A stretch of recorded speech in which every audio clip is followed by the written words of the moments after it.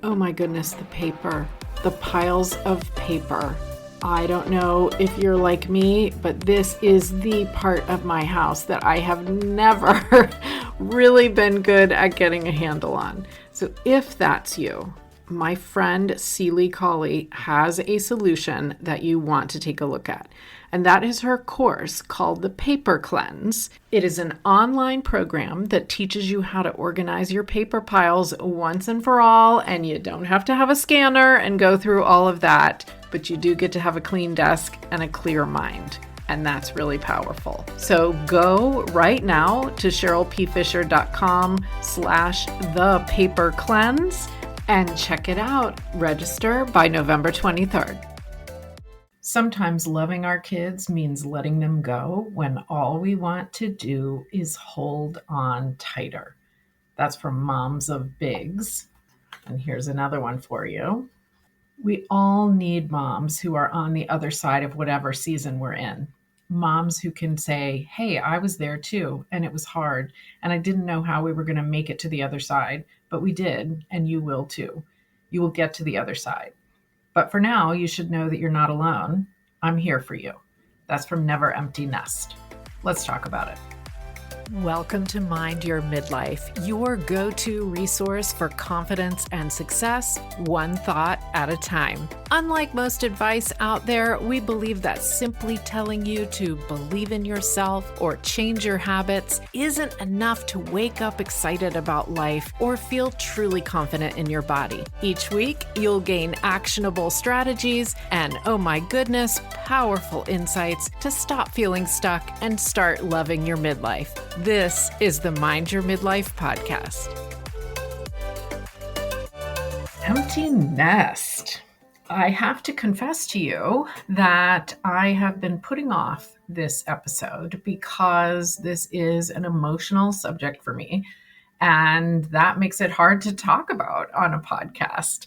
But I am practicing my confidence, assertiveness, whatever you want to call it, and let's go for it. I'm speaking.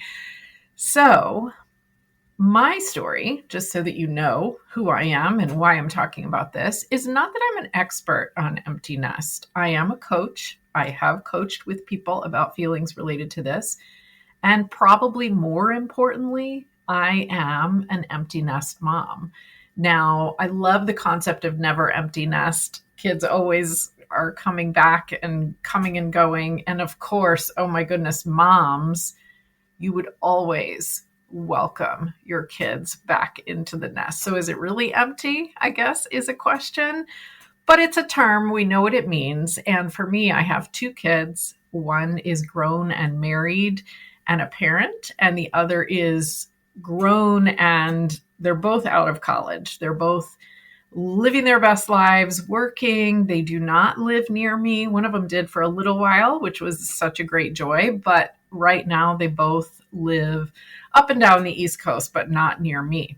So my path through this empty nest phase, or maybe we should call it the transition from teen years to empty nest, was filled with a lot of different adjustments. And you'll hear your story in this, I'm sure. So having two kids, it was an adjustment when the older one went away to college. And at the same time, our younger one was still at home. So I think maybe she felt like there was sometimes too much attention on her as the only one at home. But, we made it through that adjustment.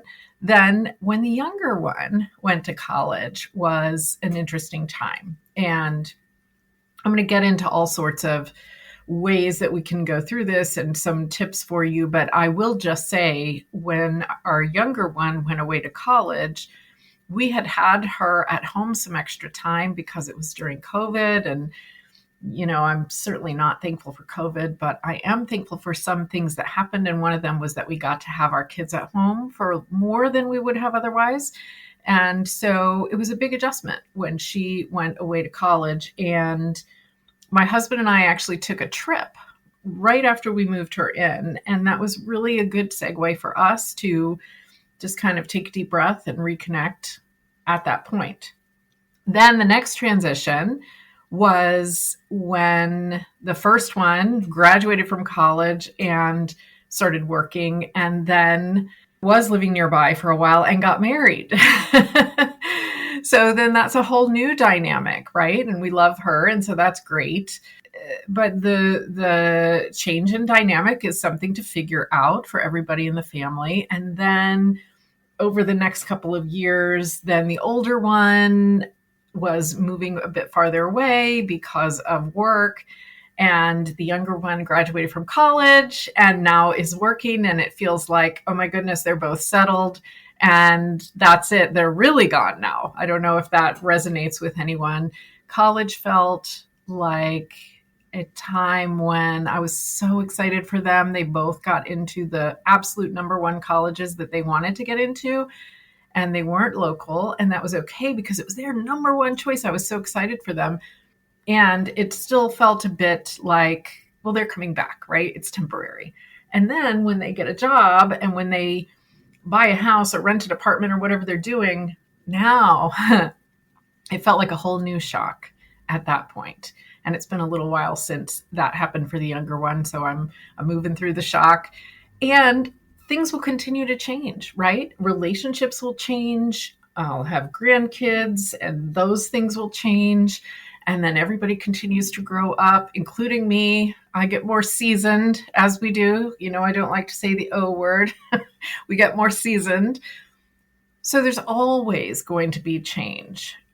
And it does feel like there's really been a lot of it over the last few years. So I tell you that because maybe it will resonate with you as well. We're in this same boat together. And for me, I'm also puzzling through how to be a mom to adults. And when my kids were younger, I confess I never bought into the idea that my child was my best friend. I don't think that the parenting relationship when our kids are younger makes sense, that we're like best friends. We're the parent, they're the child. And I was not, neither my husband nor I were overly strict at all. I don't think my kids would disagree with that. And at the same time, we're the parents. That's not a best friend relationship. And now they're adults. So now we can create a friend relationship. But to navigate between those is tricky. When do they want me to help them in sort of a parental way, from a parental angle? When do they want me to just be there as a friend? And they're learning how to communicate that as well. So we're sort of two or three or four blind people trying to figure our way through a dark room or something like that. Added to that, and you know this because we're the sandwich generation, gradually we're losing my mom at the same time. And so she had figured it out. She had figured out how to be my friend / parent. And I loved that relationship, but I don't have her to talk about anymore. To talk with, I think is what I meant to say there. So this is a tough one. And I hope that what I'm going to share with you today helps you. My goal is really that we all feel like we have other people to lean on. This is not something that we're going through in isolation, and it's not something that you have to try to deal with on your own. And it's not only you that has ever struggled. And I think because we are pack animals, if you will, we're community people, knowing that other people in the community have dealt with the same things that we have, and knowing that our thoughts and our feelings are okay is really powerful for comfort and for being able to kind of calm our nervous system and think through how to move forward. So that's my goal for you with this episode.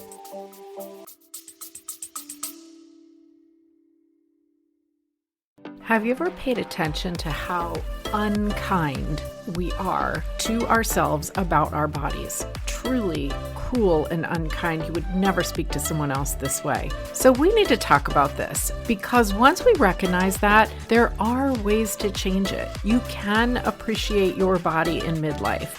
And that is what our latest mini-series is all about in the Mindset Deep Dive.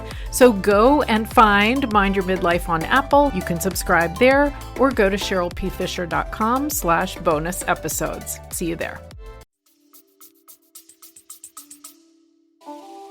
All right, let's dive into it.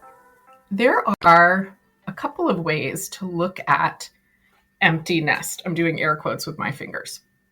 On the one hand, you are excited for your kids, right?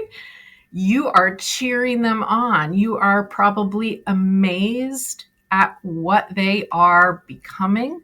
I should say who they are becoming. You're cheering them on to follow their dreams. You are impressed with what they're doing and the decisions they're making. You absolutely want them going to the school that they want to go to or living in the place that they want to live. Gosh, that was an interesting Freudian slip. And so you're in their corner. It's exciting. It's exciting when your kids actually become adult members of society and you can go, I had a part in helping them to do that. And then the other way that you're probably also thinking about it and feeling about it is that you're sad. It's a part of this process is grief.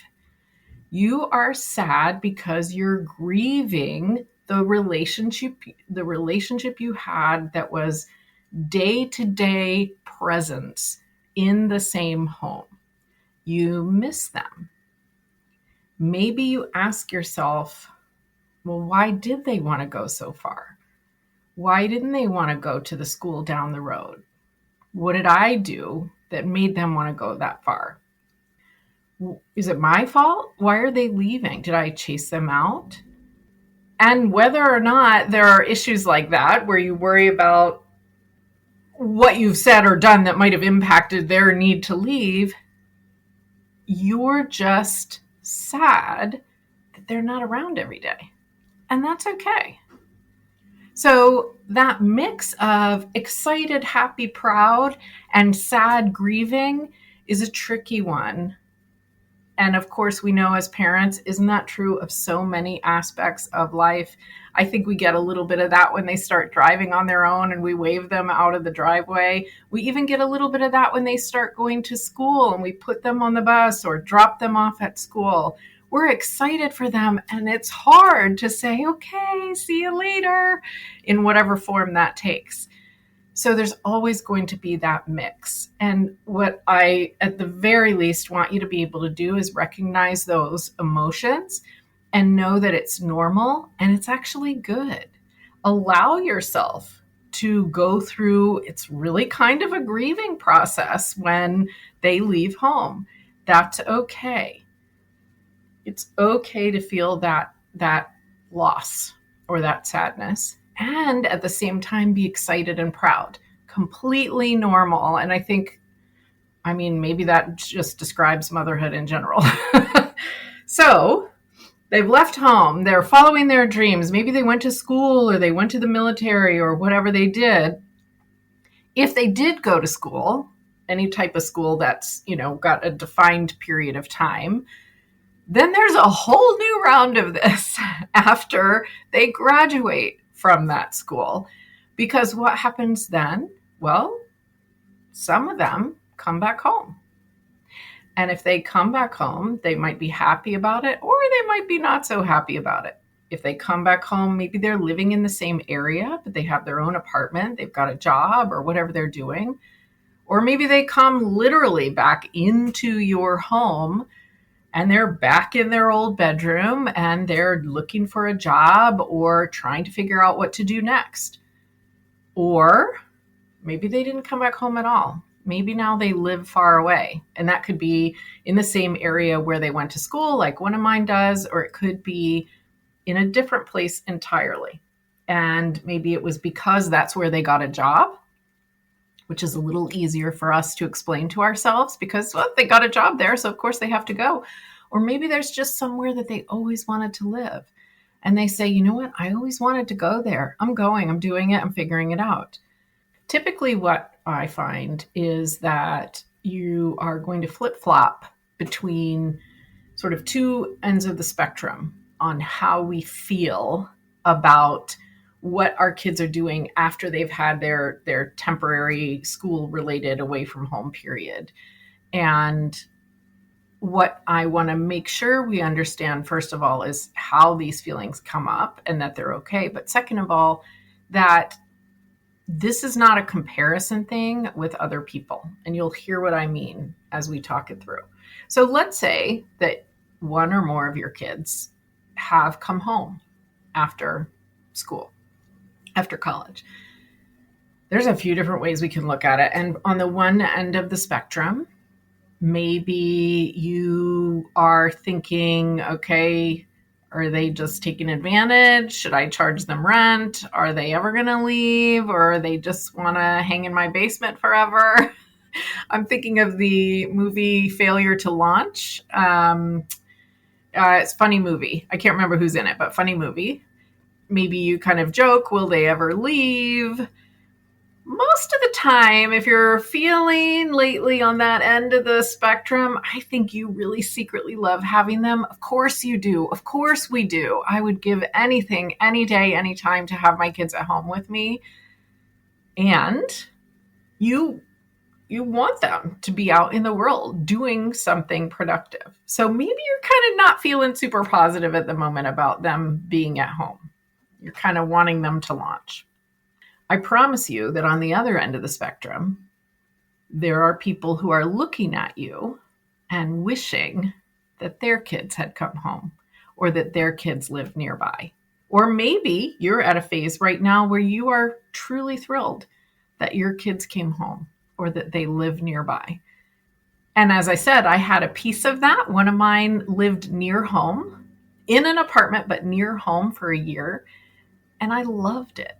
I loved it. I was so happy. We saw them about once a week to have dinner or get together or do activities. I loved it. Loved it.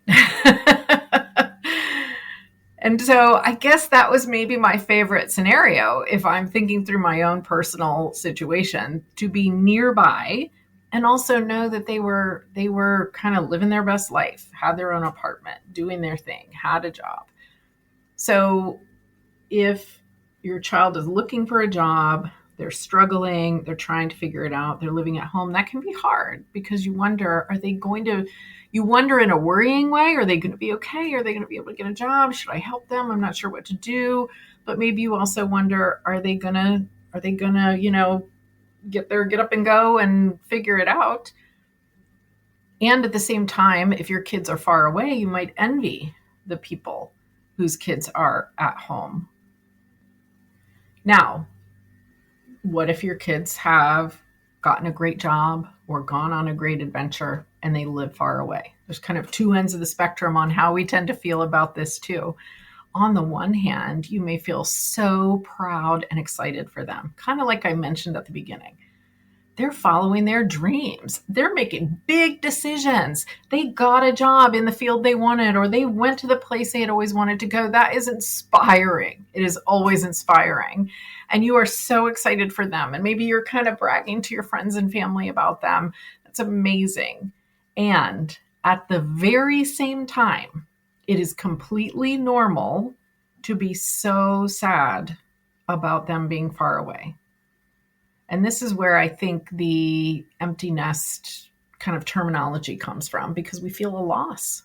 The house is empty. My husband and I are still here, but the house is empty of kids. Why did they go so far? Why did they need to go so far? Were they trying to get away from me? Did I drive them away? You might be asking yourself things like this. Do they know they can always come home? If you had a good, positive, generally healthy family relationship, they probably do know they can always come home. And I would encourage you to say it. I try to remember to say this to our kids at least every now and then. We always want to see you. You are always welcome. Come anytime. Always welcome. Come anytime. But the question of did I drive them away? This is interesting because when I graduated from college, see if you resonate with this at all. I would have done anything to be out on my own. I absolutely 100% was not willing to go back and live at home. I have always been very independent, to my detriment in certain cases. And so there's no way that I was going back home. I did live back at home for the summer between college and grad school, because I went right to grad school after college. And that was it. And once I had a grad school apartment, I stayed, and I ended up staying in that same place forever, basically, because then I got a job and then I met my husband, et cetera, et cetera, et cetera. But I would have done anything. I would have done anything to figure out how to be out on my own. Is that a diss against my parents? Well, not really. I didn't like them still trying to parent me necessarily. I wanted my independence. If I'm being honest, there was a little bit maybe that I was like, nope, no parents. But it wasn't against them personally. I wanted to be independent.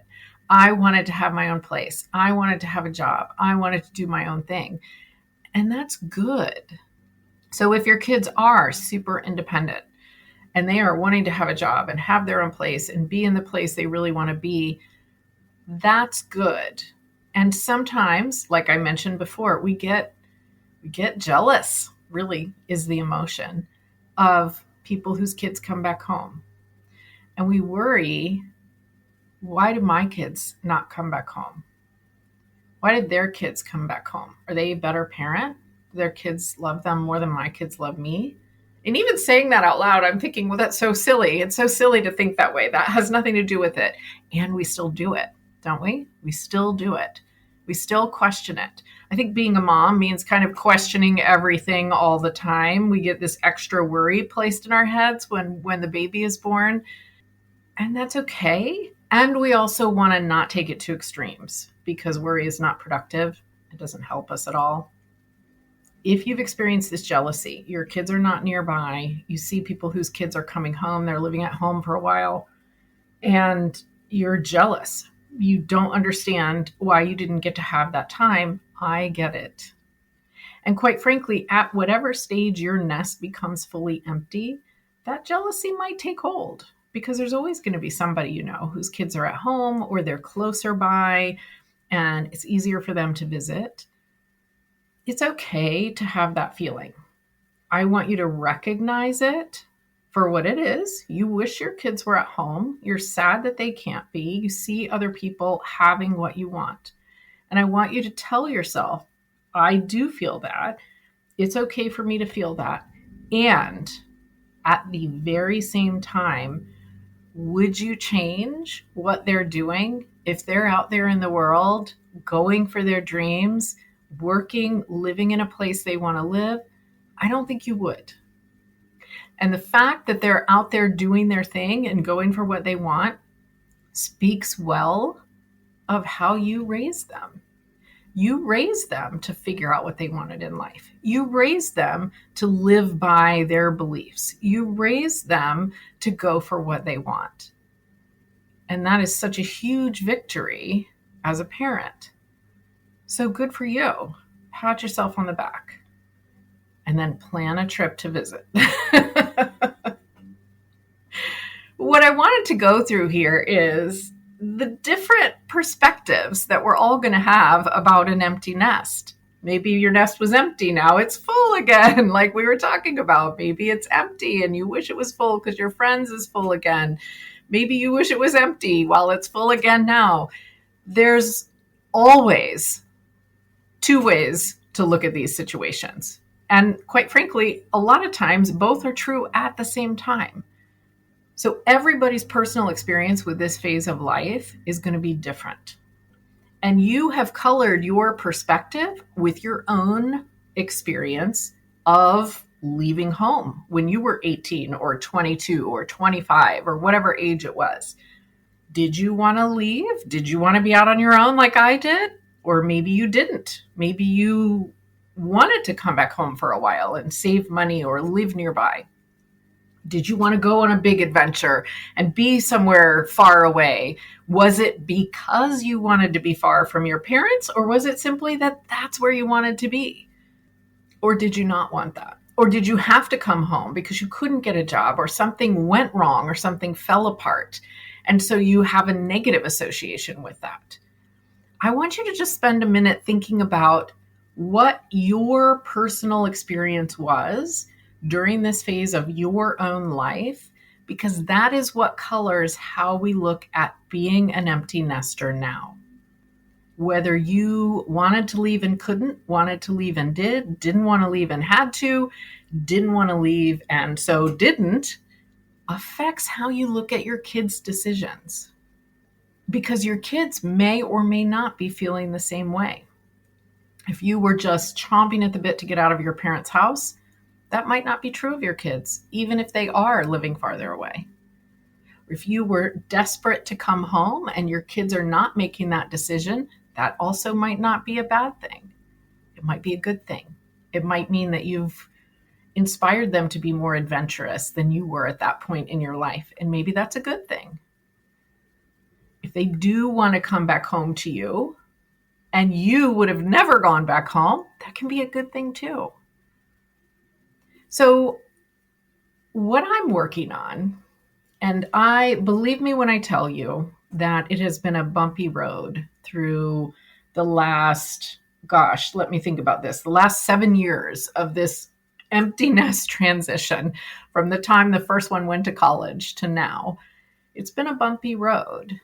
And I haven't done everything correctly, certainly not perfectly. None of us will. We don't always get to be perfect, do we? It's quite rare, in fact. But here's what I'm thinking about and kind of evaluating and working on. And this is what I want to suggest for you as well. Ask yourself how your kids love to be loved by you.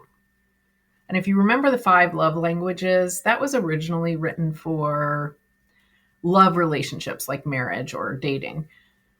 But we can apply it here. What have you sensed resonates with your kids? Is it your words? Maybe like sending texts regularly or sending cards in the mail, talking on the phone? Is it gifts? Is that their love language? Sending them cute little stuff. It doesn't have to be about money. Is it acts of service? Now, if they live far away, that might be a trickier one, but you can think about it. What could you do? Is it quality time? And that doesn't mean quantity time. It means quality. Is it personal touch like hugs? Is that what really helps them to feel loved? That's going to need some one-on-one quality time if that's the case.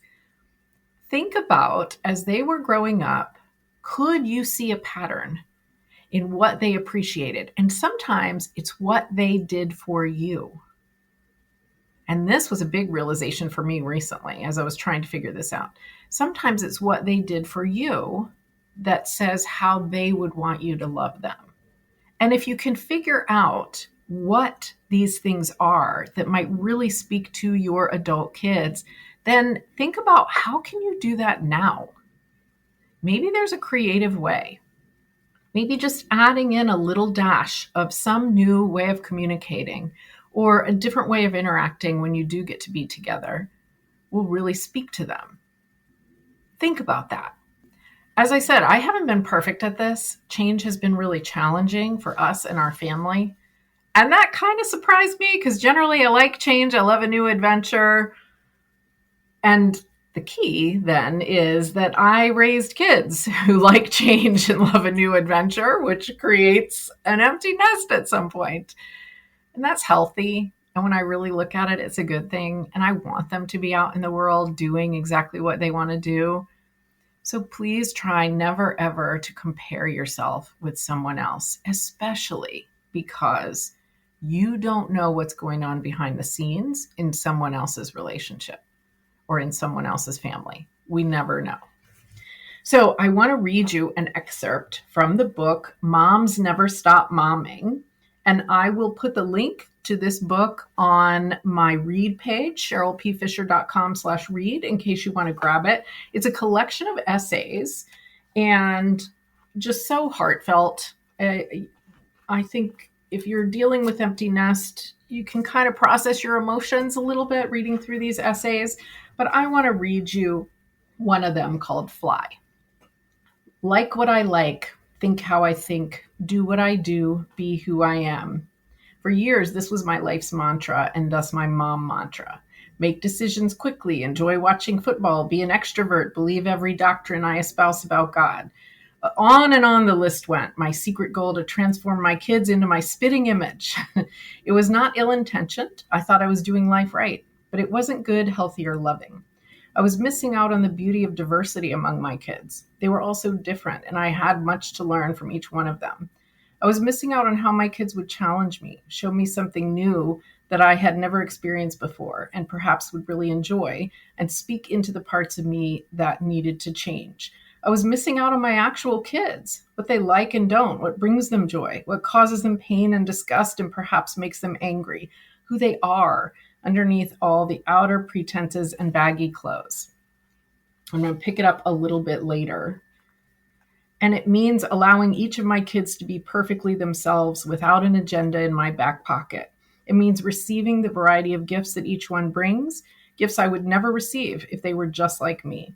It's not about having a bunch of mini-me's jumbled together at the holidays or on the latest family vacation, but about having a whole group of yous that come together to form a beautiful, colorful, and mixed up us. And as we say in our house, trail mix is a lot more fun than eating a whole bag of peanuts. So here's my final thought for my kids. Like what you like. Think how you think. Do what you do. Be who you are. These are your wings of freedom to be completely yourself. Fly. Now, make sure that you have subscribed to the Mindset Deep Dive, which is a mini series of coaching episodes happening every single month. You can go to Mind Your Midlife on Apple Podcast and subscribe right there, or go to CherylPFisher.com/bonus episodes. Right now, we are talking about body image, and then we'll move on to the next topic soon. And then make sure you have hit the follow button, because next time it's going to be the Friday right after Thanksgiving in the US, and we are going to be talking about gratitude. And by that, I mean the gratitude you're thinking about, where you write down things that you're grateful for, but also how to express it to other people. And I'm bringing back some very wise words from one of our most popular episodes years ago under the previous version of the podcast. So hit the follow button and make sure you catch that one next time. And in the meantime, keep remembering that midlife is your time to take just a little bit better care of yourself on the outside and the inside. Just a little bit more care makes a huge difference.